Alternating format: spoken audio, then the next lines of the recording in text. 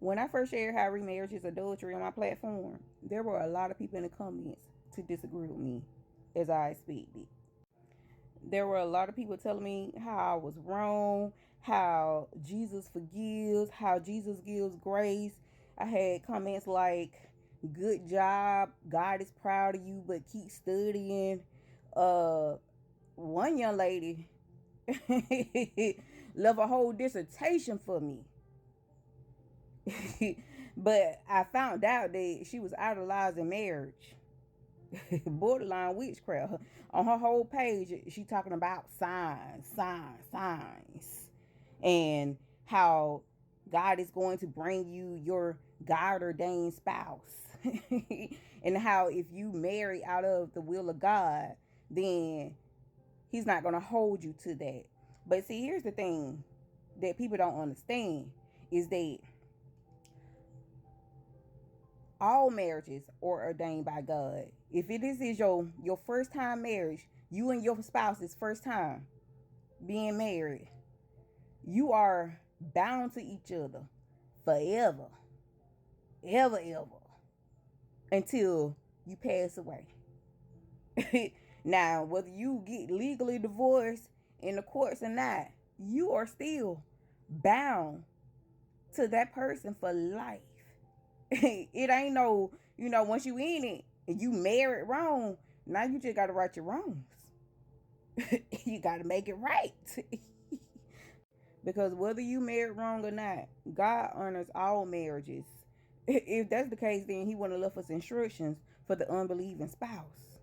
He wouldn't give us instructions about being equally yoked. See, you don't get no retakes. Something happened and it cut off. The devil trying to hush me up, but you don't get no retakes with marriage. Once you say I do, it is forever.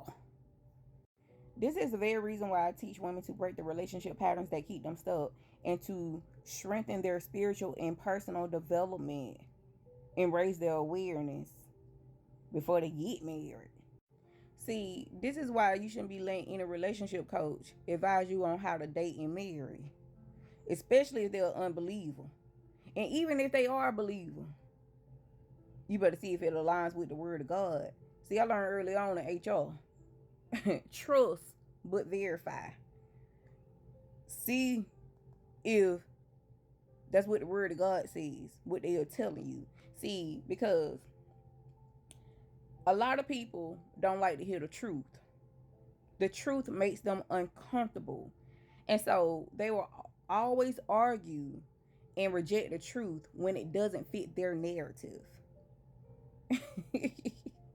Because of their limiting beliefs, their subconscious programming, what they believe, what they feel to be true. Your brain be lying to you, right? And you've been conditioned by the wrong doctrines, and you don't got comfortable in your sin. But see, I don't have no problem with telling the truth, because that's what the Bible told me to do. In Titus 2:3-5. Likewise, teach the older women to be reverent in the way they live, not to be slanderers or addicted to much wine, but to teach what is good. Then they can urge younger women to love their husbands and children, to be self-controlled and pure, to be busy at home, to be kind, to be subject to their husbands, so that no one will malign the word of God. So, I'm going to continue to be about my Father's business. Got work to do.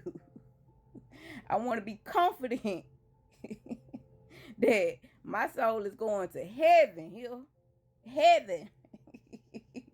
So, because I got more days behind me than ahead of me. I got to right my wrongs. I got to make it right. I got to do the work. So, hey, if you are ready to break the relationship patterns that have been keeping you stuck, and you want to Strengthen your personal and your spiritual development. Raise your awareness and get out your own way. And stop lying to yourself. Stop letting these folks lie to you. The link is in my bio. And remember, if no one told you today, I love you.